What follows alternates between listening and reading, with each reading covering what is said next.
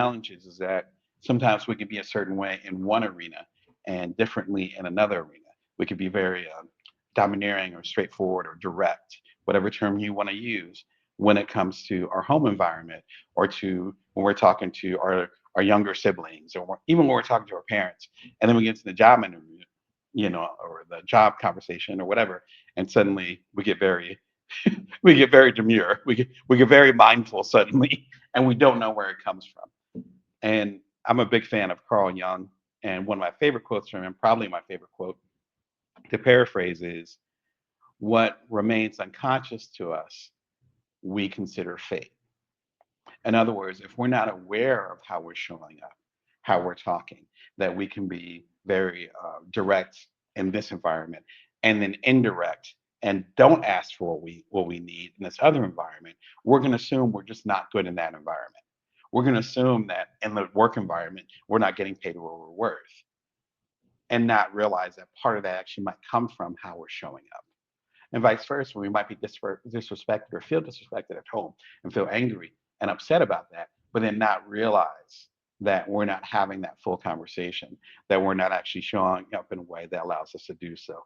Yeah, yeah. Thank you, Octavia. I appreciate you. And so when we're talking about how to ask for things, we're going to focus on a few different things. We're going to focus on our ownership in those conversations. We're going to talk about the other person, organization, the individual, even multiple individuals if we're talking about a group, what their role is as far as how we're asking for what we want, and then our role as a whole. If we look at it as different pieces, my part, your part, our part, then it makes it easier to dissect it a little bit. So let's start with the very beginning. I think a good place to start when it comes to asking for what you want, I think a good place to begin is, what do you really need versus, I'm sorry, what do you really want versus what do you really need? What do you really want versus what do you really need? This matters because sometimes we don't separate those things. Sometimes we say, no, I'm not negotiating anything, I'm taking it all. Now, that could come from a place of anger. Been there before.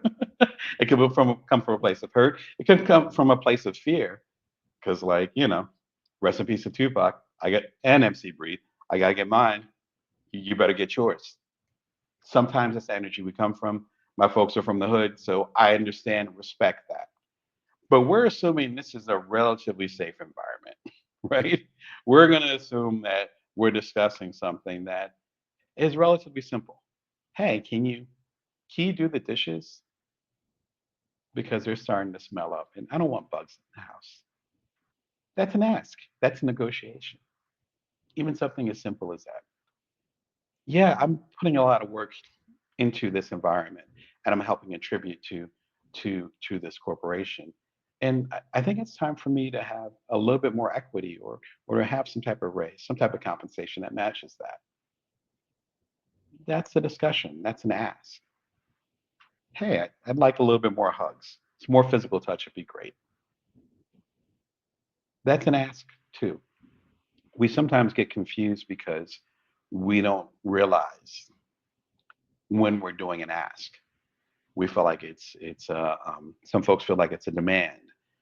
Other folks feel like that it's too small to discuss and it's not really worth the time. And that actually has to do with a lot of inner stuff that we deal with.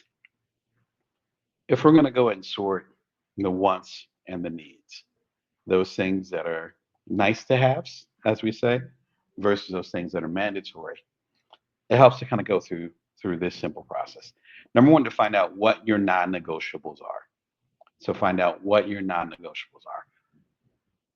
I'd say maximum of three things in whatever you're trying to do.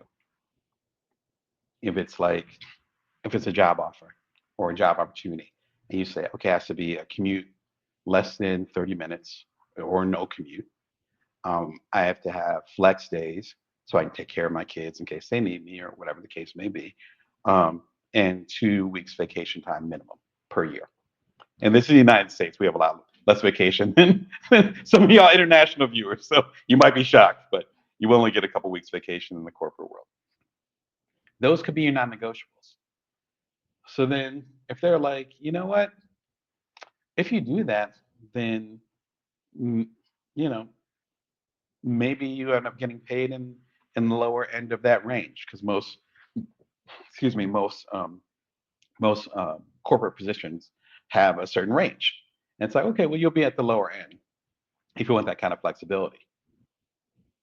And your want in the want column might be, okay, I want to be at the top of the cap.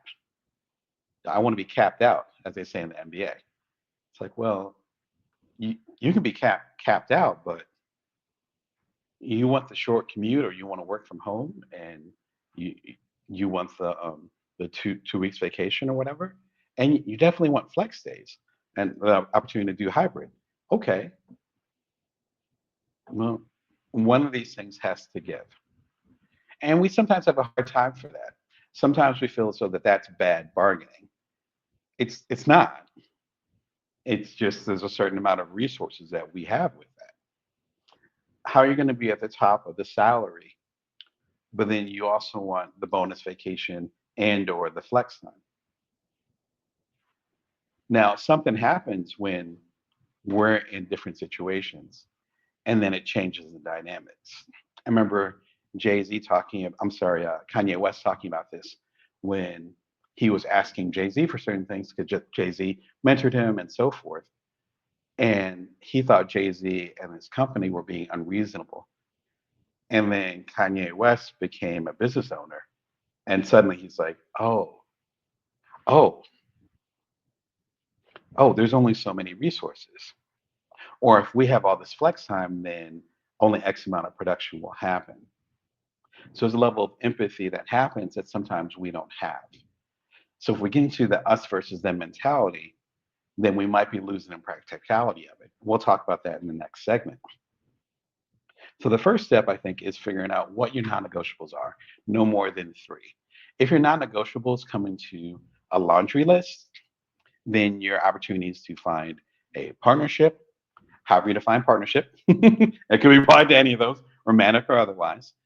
Your opportunity to find success, your opportunity to negotiate well, where you're able to get some, if not all, of what you want, diminish rapidly. If you've ever talked to someone that was looking for like a mate, like someone to go out with, but even deeper than that, like someone like a partner or someone to marry, have kids with, or whatever, that long term thing. If you looked at someone who had been unemployed for a long time and then they end up having this laundry list of all these things that they absolutely needed from this job. Even I own several different intellectual properties. And if you coach with me or if you've familiar with this program, you know that's a really big part of power. Some people own houses, some people own virtual things, some people own concepts or ideas and how they're executed. I'm in the latter camp where intellectual properties are my piece of the pie, right? So I own all the intellectual properties to, at this point, all of my books and et cetera, et cetera. That's my energy. I know people that have intellectual properties or have opportunities or even sitting on physical properties, however you define that, some type of asset, and the asset's just rusting out because they're not willing to compromise or negotiate because their list of non-negotiables is so long. And so they could be really low on money, but they're not willing to move or use that intellectual property or asset because when they try to partner with people or they try to work with people in that, they're so inflexible it doesn't happen. I've coached folks, I've been friends and cool with folks that I talk to them about something and they have a whole laundry list of things. And then they wonder why it's not working. So I'd say number one, figure out what those non-negotiables are. Be honest with yourself. What are those three or less things that you will die on that hill? That's what it's about. Next, figure out what the nice to haves are. What exactly would be great? It would be great to have a frappuccino machine when I come into the office. I would love to have that. I work from home, so it doesn't matter. But you understand, you understand what I'm getting at. It would be great to be partnered with someone and they were a millionaire. That would be great. because then there will be so many moves we'd be able to make as a partnership. That would be fantastic. It would be great if I can do this job and just work from my pajamas and make six figures. That would be great. That falls into the nice to have categories. Not saying that might be mandatory. Any of them might be mandatory for you. But those kind of things that are a little bit softer, it's all like, oh, that would be nice. I'd like that. It's kind of like the equivalent of a cherry on top, right? And you're like, oh, that's great. But it's kind of like building on a foundation. Your need to haves, your non-negotiables, those things are the foundation.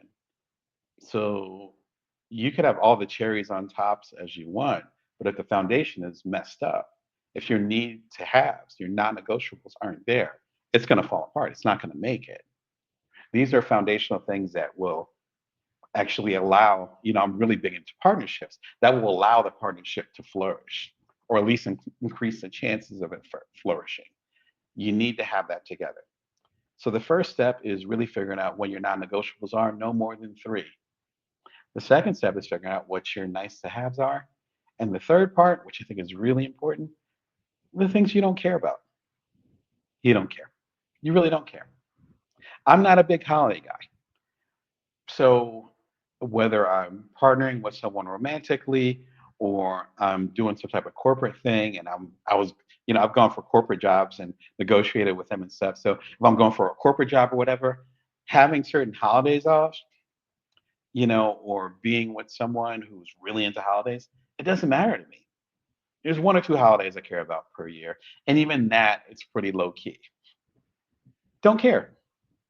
Don't care. I've seen people fight for things that they don't care about just because they felt as though the other party was getting over on them. But they didn't care about it. It was more the principality of it. Shout out in the comments if you know what movie that's from. It was more fighting for the principality of it. That's what mattered to them. And then it didn't work out. You fought on a principle that wasn't even a principles of yours to begin with. That is deep. And we're talking losing relationships, losing potential business deals, losing jobs, and then still complaining. So when it comes to knowing what you need to have versus what you want to have, get into those three categories. Non-negotiables, three or less. These are the things that are so important to you. If it's more than three, there's something off.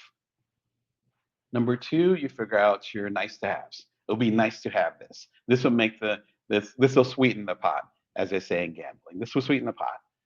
And lastly, those things that you don't care about. Those things you don't care about, give it to them or let it go. And that way you have a strong idea as far as what to ask for. A lot of my negotiations, they've turned out better when I was definitive as far as what my non-negotiables were. 100%. Because then I'm able to come in and say, okay, this is the need. I'm not asking for everything. These are the important things. Three or less. That's it. I'd love to hear in the comments. How do you guys negotiate? How do things go for you? Yeah, as you've negotiated, particularly in this environment where money's been funny and there's a lot of change, particularly and upheaval, particularly here in the United States. Has that changed how you've asked for things? Have you been more reluctant to ask for things? Or have you gotten way more aggressive and direct as far as what your needs and wants are? Let me know in the comments. I love to hear.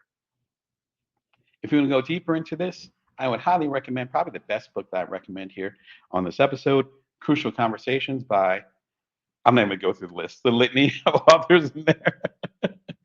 I was always amazed by this book. I don't think I've seen one other book, aside from academic journals and all those things, that have had four authors on. I'm sorry, five. I didn't get the number right. Five. I have the wrong number of fingers up. Five authors on there, and they do an amazing job. Crucial Conversations is really about when you have to step up and talk about something that makes you uncomfortable. Notice I didn't say an uncomfortable conversation. And I didn't say uncomfortable for you, another person. I said uncomfortable for you. It's an uncomfortable conversation for you. I've been married. I've had how many sorry, I co-founded One startup, I've co-authored at least 12 books. I've done 27 books. I'd say about half of them are co-authorships.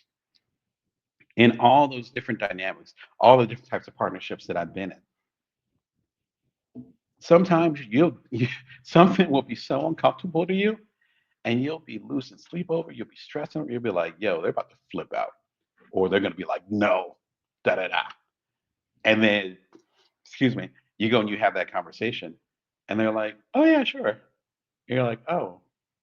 This has happened to me a few months ago, which some inside stories I will share in a future episode. But it was like, oh, you're like, yeah, that's fine. It's not a big deal. But to you, it's a big deal. This is really about us as individuals. This has nothing to do with the other person per se. It has to do with I'm uncomfortable with this situation. And sometimes when you're uncomfortable with a situation and or conversation, that uncomfortableness actually makes it worse. So if you have a tough conversation or something that you're perceiving as tough that's coming up, absolutely get this book because then it'll help chill you out. Because sometimes those vibes, sometimes that energy, sometimes the take that we have, sometimes we end up doing this counterpoint, which I'll get into later, but we end up reacting in a certain way because we assume the other person's going to react. It's kind of like that old school high school dating thing. I'm going to break up with this person because I know they want to break up with me. The same type of thing, except now we're talking thousands, if not millions of dollars. Now we're talking about a marriage or a long-term partnership. Now we're talking about a relationship with our kids or a relationship with our job. Like now we're talking about our livelihood. The stakes are way too high for us to be playing the games like that. This is part of that energy. Definitely grab that book. Something along those lines. How to deal with difficult people. I did a live show 373, I think it was about a year ago. So I think it was last summer. And we had a fantastic conversation talking about how to deal with difficult people. If there's someone that you need to work with, if it's someone that you're in partnership with, if it's an organization that just seems difficult, and it happens, then you need to figure out how to operate within their system or to create a better system from that. That's the best way to go, and that gives you an opportunity to do that. Yep. Crucial Conversations is a go-to for my consultancy. Love the concept of thank you. I was trying to remember the concept. The story I'm telling myself. So this gets into narrative. Thank you. Thank you for the comment. This gets into narrative. What narrative are you telling yourself? What narrative are you telling yourself? The fact is that there's a 99.9% chance that the narrative and story that you're telling yourself that you consider quote unquote the truth is not what the other person or the other people involved, if it's an organization, are believing as well. It doesn't overlap. It doesn't overlap. Thank you for the comment.